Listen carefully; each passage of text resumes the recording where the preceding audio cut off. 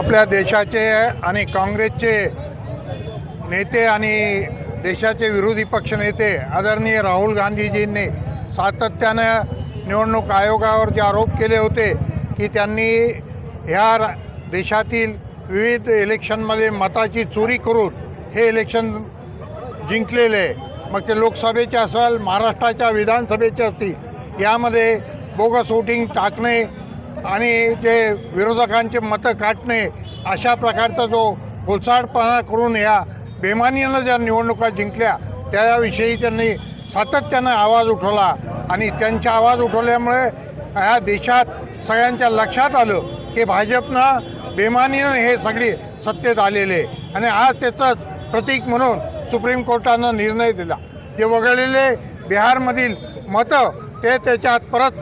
सामील करण्याचा आदेश असेल आणि बरेचसे त्यांनी जो निकाल आज दिलेला आहे वेबसाईटवरून ज्या 6 राज्याच्या